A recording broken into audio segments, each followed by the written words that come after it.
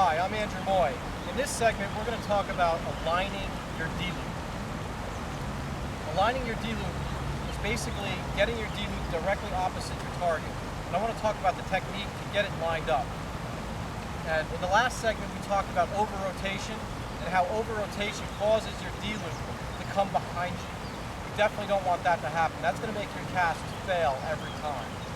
So, to get a D-loop aligned properly, we need to, if you look at the best thing to do is to start by looking at where your target is. In this case, if I'm going to do a switch cast, I'm not going to change direction.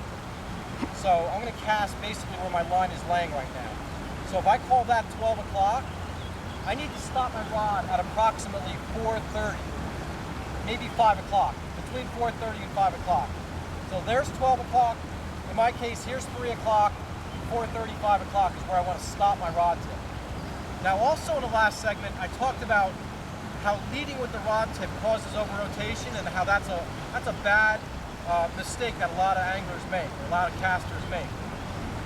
So to start aligning your D-loop, the first thing we need to do when we pull the rod back, and the first thing I'm doing here is I'm lifting the line up before I do my sweep. And what that's doing is it's creating a little bit of tension and it's getting the line moving for me.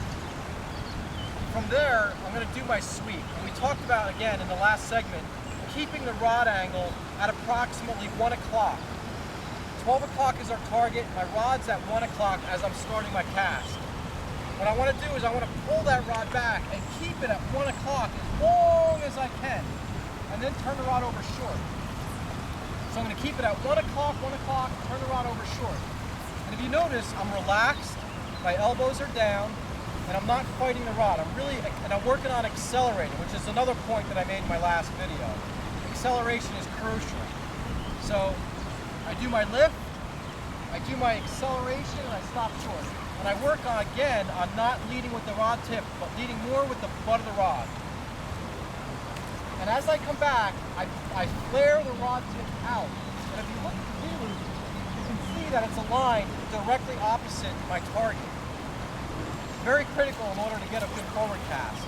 If I come back, in this case, and I over-rotate by thrusting my hand out, you can see here now my D-loop is pointing actually behind me. That forward cast, if I were to try and execute it, was going to fail. So as we come back, we lift the rod, we sweep, and we stop the rod. Try to avoid bringing the rod tip very far back. Again, stopping at about 4:30 in relation to your target.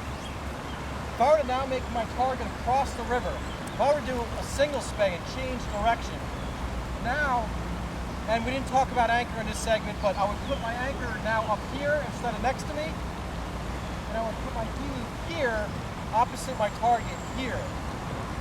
So in this case, I'm going to have to turn the D-loop, but all the same principles apply. I'm still looking at 12 o'clock here, 3 o'clock here, 4:30, 5 o'clock. So I'm still bringing the rod back for 4:30.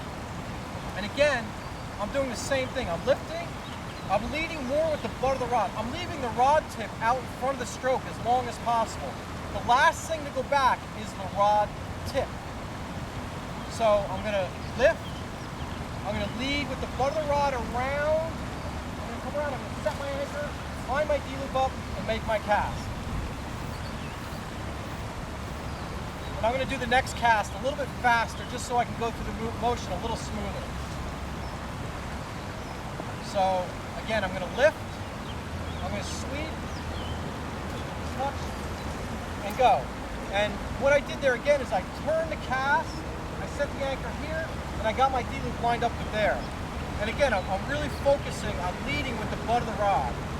And just to go back to that point again, get this line stripped in, is I'm lifting. Look at how my hands, watch how this hand transitions across my body. It goes with my upper hand. That way, by doing that, I'm leaving the rod tip out in front of the stroke. I'm not bringing the rod tip back first. If I were to come back and push my bottom hand out, you can see the first thing going back is my rod tip. And I'm going to over-rotate. The rod's not going to load well, the cast is going to fail. So again, I'm going to lift. Both hands are going to go together back, short stroke, right at 430. If you can hit that stroke right there, the forward cast becomes very easy. And in future segments here, we're going to be talking about the forward cast as well. But for now, that's how you line up your D loop.